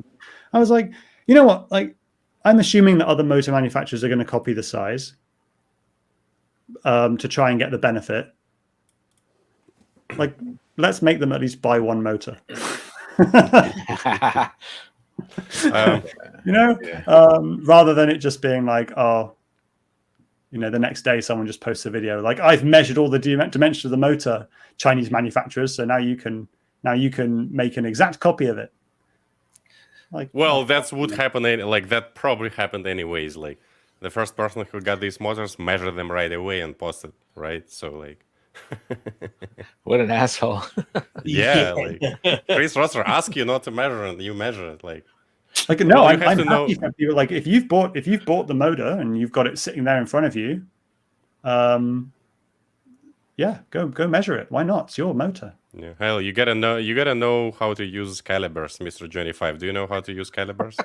I use it to check my voltage every time. Yeah. Just short. Yeah, got voltage. Yeah. And he measures the weight of his batteries with calibers. Let me just check let me just measure the voltage here on the That comes close to manufacturers testing the C rate. That's what C rate testing. They use calibers for that. Now we know. So, Mr. Chris, why you're not using PID toolbox? Why in all your videos you're using these Betaflight black box explorer? PID toolbox is more fancy. I use PID toolbox a lot. Yeah. In your videos, I didn't see it. Maybe I missed it. Yeah. The pit tuning ones. All right. For pit tuning. Yeah. Because I see. Yeah. But filters also nice. Like the filters is nice. I mean, I guess I like Black Box Explorer. I've used it a lot. I use the UAV Tech Trace templates. And so I really like the different charts that are there and like the ability to make it brighter or less bright. Like that's So I use that more. But then for the step responses, I use Pit Toolbox. So if you had to choose UAV Tech or Bardwell, who would you rather bang? Who would I rather bang?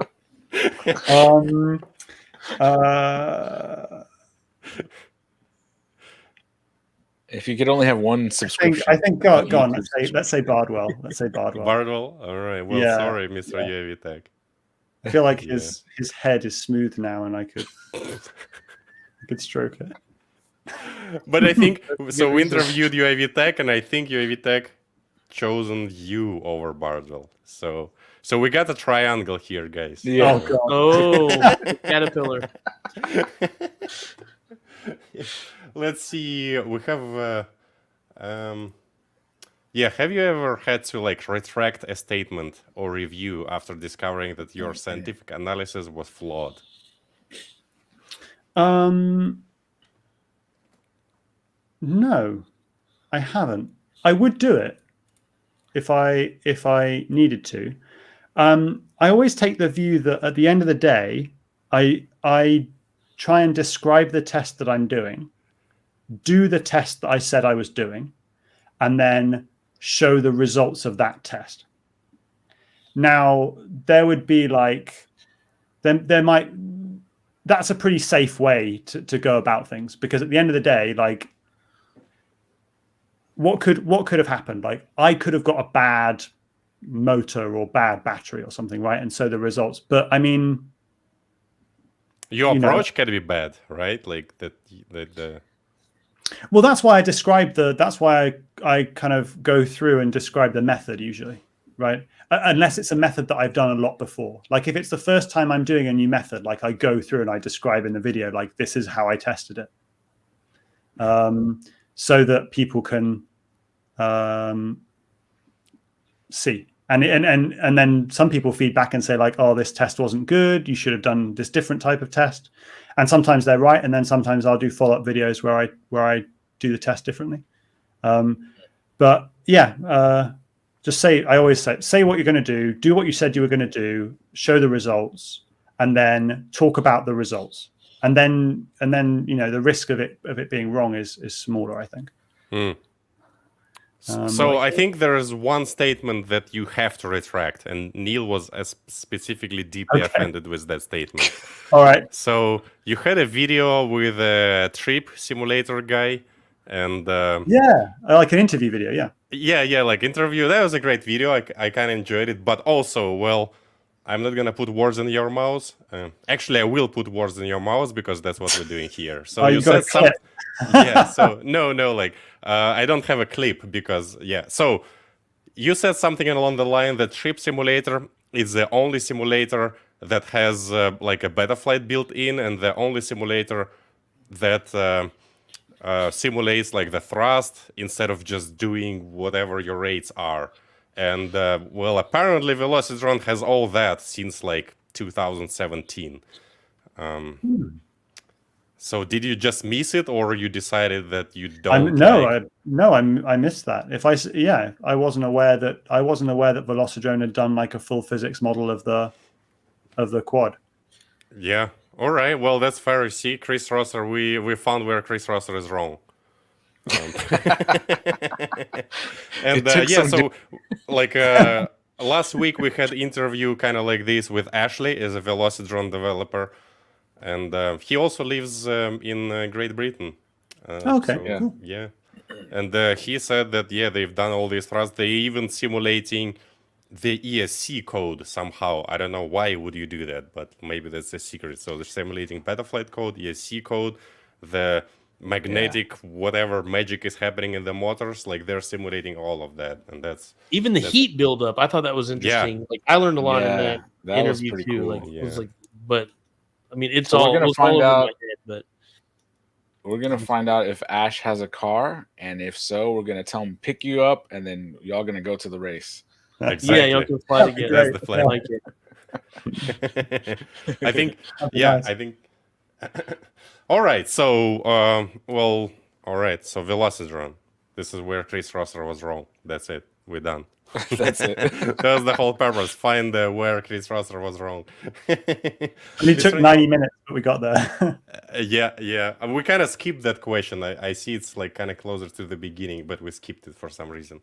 Maybe I left it for dessert. Jennifer, can you please pick some of the other questions while I'm working? Yeah, I actually just thought of a question that I wanted to ask. So I've noticed over the years, we don't have a lot of bind and fly options that were actually custom designed by somebody that's been documenting their process like you have. The only ones I'm aware of are probably you and like maybe Dave C. And I think it's really cool to be able to like watch the whole design process along months over YouTube. And then it's cool to be able to build it yourself, but some of those people just don't have the skills. And so being able to select a bind and fly that has all that has been really cool. Can you talk about like, what was your decision-making process to work with a company to make a bind and fly? Was it easy? Like a lot of the frame designers just never go that route. So like, has it been like worth it, like, you know, monetarily, and like what considerations did you have to just leave it as a frame or to go the whole process? Yeah, so the bind and fly thing just kind of spun out of the fact that iFlight make bind and flies, and when I was interested in them manufacturing the frames, they just naturally said, "Oh, you know, we want to turn them into bind and flies as well." So my kind of input on that is when iFlight make a bind and fly, obviously they want to use their own components. So you get the limited set of components that iFlight make. So I picked the ones that I think would go best on each frame, and then usually when I do my presets, the presets are the iFlight bind and fly of that frame, just because I typically have a build of that, and it seems reasonable to use that as the baseline. So a lot of people have asked, like, oh, is there going to be a bind and fly where you get the AOS frame and then also the AOS motors on it? Some retailers are starting to do that. I think Drone FPV Racer did one in France. But that's probably not going to happen with iFlight, because they will only use their own motors on their own frames, if that makes sense, on what they put together. Jennifer, are you satisfied with this answer, or we gotta push more? Do you think more people should do it? Like, was it advantageous for you to get it in the hands of more users to get more data? Was it just a good financial business sense? I'm just curious why more frame designers out there don't go that route. I think it's kind of cool to be able to just buy it. And and right now, like, if you pick I don't want to like pick on any other manufacturers, but if you pick whatever bind and fly from whatever company, it's just designed by somebody you don't know, and it's sort of generic. But this one's like very kind of a cool like thing, and you've seen the evolution, all the considerations. I think that's kind of cool. I think it would be cool if more people did it. I think that it's always tough if you're not if you're like a smaller frame designer or a more niche frame designer to kind of get enough people in the kind of, because only a few manufacturers really that do bind and flies on like a big scale. Right. So you have to kind of get a partnership with them, and then they will put it together into a bind and fly. And typically you're then limited to their components, and that's true. Yeah, because they're obviously, a bind and fly is a good, it's a better margin for the manufacturer than like a frame kit. So do you recommend Yvonne try to get a bind and fly open racer? What do you think, Yvonne? Would you do it? I was like, only if Johnny 5 is gonna build it. Every single one. Yeah, every single one. I mean, who's gonna build it? Like, I'm not gonna build it. Well, maybe ask manufacturers to do that. Yeah. You need to find a manufacturer, and you need to find a manufacturer that you're happy with all the components. Yeah. Well, that's B553, and they already have bind and fly for open racer. So I'm just not getting a cut of it. So it's time to hit up, Foxeer, iFlight, everybody out there. Well, the problem is that my frame is open source, so like anyone can build bind and fly with it. I cannot ask people to send me money, although I do. So although I can't, but I do. So but they don't send me money. So I think it's a good question, like, and something that I've been thinking about, like, if people have feedback on it, but should I approach other manufacturers to make bind and flies of the AOS frames? And if so, which ones? Yeah, if there's a market for it, why not? I mean, then you can get 4 days a week worth of revenue from your FPV. You got lot of. If you go to your website, there's like a lot of distributors of your stuff. I bet you have a lot of connections. Like, look at all that. These are all people selling your stuff. Like, that's kind of crazy. Very cool. Yeah, it's crazy. It's crazy, the number of different retailers. Yeah. But that's how you get rich as Elon Musk. Yeah, it's surprising. Yeah, it doesn't. Yeah, I'm not going to be as rich as Elon. You need to make closed racer, and then closed racer. It just doesn't have quite the same ring to it. I like it. A closed racer. Yeah, Mr. Chris. So, FPV community, I guess, like any other community, is known for its like kind of drama. People like drama. What was the biggest drama you found yourself in? Was it like the Mr. Steele video? Was it the biggest drama? I don't believe that. I think a lot of people were sort of. I think that people like made a lot more of that than it was. Well, that's how Maybe. drama works. That's the whole point. Welcome to My favorite bit was the JB short that was a while back. I don't know if you saw that one. Oh yeah, with when he tried to scare you with antenna, and then you made a short with like with the red tape. That was come on, that wasn't the real drama. You gotta tell us the real drama you find yourself in FPV. Yeah, I mean, like honestly, there's not been that much because I generally steer really clear of it. But So yeah, have you ever had maybe a manufacturer making something for you or selling something with your name on it, and then I've heard this happen to other people in the business, right? They get a sample of what the final product's going to be like. The sample's awesome. They say, go ahead, make 5,000 of them or whatever. And then something gets switched in the formula between the sample and the actual manufacturer version. Have you ever had that happen? And if not, what would you do? Would you say like, please don't sell it, take my name off of it? Like if you weren't happy with the final product and it didn't meet like your standard? Yeah. So the answer to the second half of your question, like, yeah, I would pull it. I'd pull the product or pull my name off it or whatever, right? If it wasn't good, if there was a problem. But I always make sure that I never just put my name on it. I think that's where you run the risk, right? So, and like the example I can think of is that like some people have had motors made. I know that like Unmanned Tech in the UK had like a motor made for them, and I know that Bob Rugi's had motors made for him, and he's had issues with the quality. And the way I think avoided that is that I make sure RC and Power put their name on every motor. That's smart. So like both you'll see it next to AOS is RC and Power. That's smart. So they are taking responsibility for every motor that they put out, and if it's a bad motor, like we both have to front up to that. That's smart. I like it. Yeah. So how do you like respond? You know, community also known for its like harsh criticism.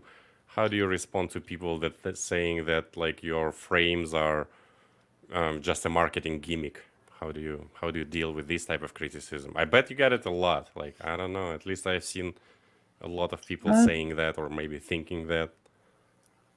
I think I mean, like on the one hand, I sort of like I'm a pilot, so I kind of get it. I mean, a lot of people, you want to get the best value, right? You want to get the best value for your money. You want to get the best product. So if you don't care about like the performance of your motor particularly, like it's not the be all and end all for you. You want something that's super durable or cheap or whatever, or you know then maybe you feel like that it's not worth it for you. But I don't get a lot of harsh criticism. I think I mean, maybe you're not on you're not on Facebook probably, right? So you know usually well Facebook. I steer pretty clear of social media just generally. I'm sure if I was on like Twitter or Facebook or wherever I'd get more. But I think, you know, at the end of the day, I try and show the data. I like try and show what the product is. I try and make sure that people know what they're buying, and that when they buy it, they get what they thought they were going to get. And in general, people seem mostly happy. I mean, there's always the occasional thing like a missing like a QC issue or you know. Most of the time, actually, it's people having like bad crashes right out of the gate, and just really, and that I feel for them. Like that's most of the people who are upset. Yeah, and typically it's with the bigger frames. So they buy like a UL7 or a UL10, and something goes wrong on the first flight, and it falls out of the sky at 100 miles an hour onto concrete. That's just poor luck. I mean, it doesn't make it a poor frame. That's just poor luck. Well, yeah. Yeah, it is. It's a real shame. Yeah. So people on Facebook with a harsh criticism, this is Chris Rosser, and he doesn't give a fuck about your criticism. It's not that I don't. It's not that I don't care. It's that I'm not on Facebook. So if you're we going know on you're a Facebook, super gentleman, and you're saying not my dropping stuff. F-bomb, so I had to do that. So, Mr. Chris, I see you're wearing a Betaflight shirt. Yes. And we had a question. Yeah, we had a question about Betaflight specifically. So I forgot who was that. So he said that Betaflight kind of dominating the market for drones, at least for racing and freestyle. Yeah, Do you think it's good or bad? Because probably some competition would make it better. Like, what are your thoughts about that? You're only making videos about Betaflight. Why not EmuFlight? Why not iNav? I don't think competition works the same way in open source. So I think in closed source projects, you need competition. Mm-hmm. But in open source projects, like your competition will just like make a PR. Right? It doesn't work all this that way, right? Like you can check EmuFlight and they didn't do just a PR, right? Yeah, they forked it, right? Yeah. But then if you think of like the Betaflight versus CleanFlight, which is that the competition in open source is someone will fork it, and then the fork will become more popular than the original project. Yeah, and then the originator of CleanFlight, he kind of loses, we can call it a power or what, he kind of loses the attention. So for some people, that's important. For me, for example, right? Yeah, so and everything moves over, right? Everything moves over from CleanFlight to Betaflight, and that's now like the main. And I think that, EmuFlight, great, and there's competition there. And if when EmuFlight offers some really compelling advantages over Betaflight, or heaven forbid Betaflight gets stale or has difficulties or something, then I'm sure the community will move on to whatever the new fork is. But that's why open source projects are so great. It's because they're really robust in that way. Yeah. All right, people in the chat, put a thumb up if you want Chris Rosser to open source his frames. We got three. We got 3 thumbs up, and then Chris Rosser open sources them. People asking about Quicksilver. I see in the chat. Have you ever tried Quicksilver? Yeah. So Quicksilver was really interesting because that was one of the PRs that I did for Betaflight. I haven't done many, so I remember them all. Was the like improved angle mode, which was because Betaflight angle mode was terrible compared to like Quicksilver. But I think that's better now. So I think Betaflight is again feeling a little better than Quicksilver on angle mode. Yeah, but it also was funny that at least in the US, like a year ago, like a lot of Whoop pilots were flying angle mode, a lot of tiny Whoop racers, and then as Betaflight improves angle mode, they pretty much all switch to acro. So most of that, they kind of figure out that one day after my PR, everyone switches to acro. Angle mode again. Yeah, and I gotta say about Quicksilver, I think Quicksilver is pretty good. That's interesting thing. What I was pissed off since it's Spill the Tea, I was pissed off not about Quicksilver. I was pissed off about some YouTubers that are saying that Quicksilver is so much easier and that Betaflight is garbage. They can't stand over it, and then I'm like looking at Quicksilver. It's kind of all the same buttons to click. Like it's not much easier. Like it's some places it's more complicated. Some places it's less complicated. But like it's Betaflight is not garbage. Like shut the fuck up. It's just because it has quick in the name, so it seems faster. It's way faster. Way faster. Because I can make also a video about Betaflight. How do I set it up? And it's like 2 minutes. Even probably less. That's right. Of course, if you want to describe every button there, then it's a long video. If you want to know how to tune, it's a long video. But yeah, Don't do that, guys. But Quicksilver is good. I don't hate it, and I think the guys in Quicksilver they're pretty cool guys. It's also open source. If you want to tune Betaflight, it's 3 long videos, and you can find them on my channel. Exactly, yeah, and they're very well thought 3 videos. 40-minute videos. You can find them, and then you can act like you understand them. That's And it. then That's you can, it. impress your girlfriend. Hey, I watched Chris Rosser tuning video. I know now my stuff now. That's it. Big brain. Big brain. Yeah. All right, I think we ran through all the questions. We had a quick question in the chat. I forgot your name. Sorry, man. He was asking about how did you test your motors? Did you do any heat testing of your motors? Did you do any flight testing? Can you describe that process, please? Yeah, sure. So the motor design, I don't know how detailed you want me to go on to the whole motor design process. In terms of just the testing side of it, after I got the samples and everything, it was bench testing, and then I put it through my bench test for motors, which is a bit of a torture test, really, because it has flywheel runs, which are the worst thing you can do to a motor, an FPV motor. And what is that? I heard you say that before. I don't know what that is. What's a flywheel? It's where you get the motor, you ask the motor to spin up like a big metal flywheel. Yeah. And so you're basically commanding the motor to give you the maximum amount of torque that it can give you for several seconds, and drawing huge amounts of current. So you can draw 50, 60 amps from a 5-inch motor quite easily on a flywheel test, on a motor that will only give you about 40 amps at full throttle. Okay. So it's just really working it hard. Yeah, you're really, really working it hard, and they get super hot. They get crazy hot. So speaking of hot, do you ever do in-flight thermal testing? I mean that sounds like just burning a motor midair. So I have done that. But I didn't call it in-flight thermal We all testing. have done I it. called it a crash. Okay, I like it. No, I do fly the motors full throttle and bring them down, just hold them to see how hot they get. But that's nowhere near as hard. That's nowhere near as tough a test as the flywheel. The flywheel will roast a motor, because it gets harder the bigger the wheel you put on it. So you can just scale it up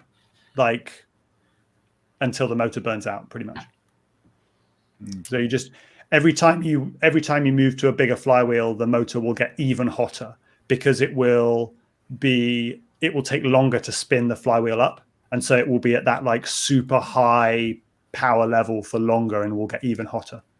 But yeah, that's the testing that I did, and obviously all the thrust stand testing that I would normally do to just check the performance of it. We got a question from Sean also, just kind of comes suddenly. I didn't see that, but he says, why 2204 motors listed as the best 5-inch motor? Another retraction, he says. By the way, Mr. Sean, you gotta check the beginning, Mr. Sean, because we proved you that we're a big deal. Chris Rosser knows us. So a 2204? I don't see it on your website. I think Sean is making it up. I might have missed that one. Yeah, It's I on don't its see. site as the best 5-inch motor. Uh-oh. Mr. Sean. Sorry about that. Oh, I almost forgot. Sorry, this is the main question. So, Mr. Chris, you are my only hope, because we have a long debate about if camera position on the camera. Yeah. If camera position on your drone matters, do you think let me phrase it like this. Do you think camera position matters plus minus half inch up down? Do you think that matters more than your camera angle? Well, that's not the question. I mean, so my approach is all right, even if you buy a super cool Chris Rosser frame, you are not in control of plus minus 2 camera angle difference. You 3D print your camera mounts, they're all like you build 5 racers, they're all plus minus 2 degrees camera angle. There's no way, right? So, and then if we're okay with that, should we be okay with plus minus 1 inch camera offset up and down? What matters more? Oof. I would say that camera angle probably matters more than camera offset because it affects like how your roll and your like coordinate. But put your thumb down, Yvonne, because that's not the debate. Like because the debate, the question is, does camera position matter on your frame? And that's the question. Is it yes or no? Well, that's a simplified question. But that's the debate, right? That's the thing we've been fighting over forever. But does it matter? Well, that's a simplified question. All right, let's see if you like. How do you answer that, Mr. Chris? Does it matter plus minus 1 inch camera position on your drone? And imagine we're talking about like drone racing, because I hope Hyper will listen to that. I'm not sure. I would guess probably not all that much. We're done, guys. That's it. FPV Spill the Tea is over. But I don't. I'm not sure how. I'm not sure like what it would affect. I guess when you roll, you're not going to roll with the camera centered, are you? Your camera's going to like roll in a circle. Yeah. Do you really gonna see that?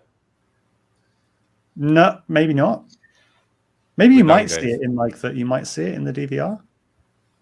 But I don't think so because like I can't tell when I watch like if it's an 03 versus a GoPro recording. Yeah, I agree. Okay, but Neil, like you're saying that based on because the 03 would be like in the camera. The 03 would be like the FPV cam, and then the GoPro would be on top. I see what you're saying. Yeah, and you can't. But I can't really see much difference. I don't know if I could tell. Like that, you could put that there and then watch both of them. Like this, like I can't believe we've never like in all this discussion, I've never come to that. But like, you could have people watch that video, Yvonne, back to back without knowing, and then have them tell you, is this the FPV camera or is this the or what position is it in, right? And like that'd be an interesting blind test. Because you've always been looking for that blind test as to how you could tell it, and like then you record the same flight with 2 different camera positions. You could even put 2 different 03s there, like an 03 here and an 03 up there, so that you take away the like that you could see the difference. Like I've done the 03 versus GoPro test. Yeah. So, but I did it from the point of view of like comparing the 03 DVR quality versus the GoPro, right? Right. Yeah. But like I couldn't tell. Like I side by sided them in the edit. Like I cut them and put them side by side. This is exactly my point. You put 2 pictures side by side from your camera. One is camera shifted up a little, one down. You cannot tell the difference. There's no freaking. There's like one pixel that doesn't matter. And like maybe I'm changing shoes, but my original thought was exactly that our camera angle cannot be really fixed. It's almost plus minus a few degrees, and that matters. That doesn't matter much, but that matters way more than your camera position. And Chris Rosser agrees. FPV Spill the Tea as a show is over. That's it. All right. No more episodes. Just done. Oh yeah, it's been a fun run, boys. My channel is closed and I'm quitting drone racing. That's it. We found one guy, and not just a random guy. We found Chris Rosser that agrees with me. There we go. I like it. Well, engineering, right, you see this one today. You see, Yvonne's I can act like I'm also engineer, and we're engineers. We know what's up. Yvonne's gonna be walking around like this all day. Yeah, man. Sparks RC today. We're gonna fly Sparks RC today. That's gonna be my best day ever. I'll be like, hey, Dave, you know what? Chris Rosser agrees with me. And fuck you. Well, Chris, it's been awesome having you on today. It's been a pleasure talking to you, getting to know you, learning a little bit about your background and your the way you go about doing your thing. So I really appreciate you spending some time with us today for sure. Yeah, thank you. Yeah. And guys in the comments, let us know, because our goal was to figure out what the real Chris Rosser is, and I think we kind of figured that out. So, and I think Chris Rosser is kind of a cool guy. Yep. Yeah. I'm just the same as I am in the videos. That's it. Yeah. That's what everyone says. It's interesting Everyone because says that. It's like, I oh figured- yeah, you're just the same as you are in your videos. It's like there's no difference. Well, Yeah, that's I think good. That a means lot you're of real. a lot of YouTubers are not the same as they're in the videos. I think I'm not the same. Yeah. I think You're I'm way not more of that an much asshole in the same. real life. Yeah. Say it that's again, true. Neil. You're way more of an asshole in real life. Yeah. And Yeah, I like it. look at it. All right, guys. Thank you very much, Mr. Chris Rosser. Thank you very much, Mr. Nice. Thank you very much. Check out Mr. Nice's OnlyFans. It's OnlyFans/Grower Does It Twice. And Johnny Five, famous YouTube star, Mr. MBA. Thank you very much as well.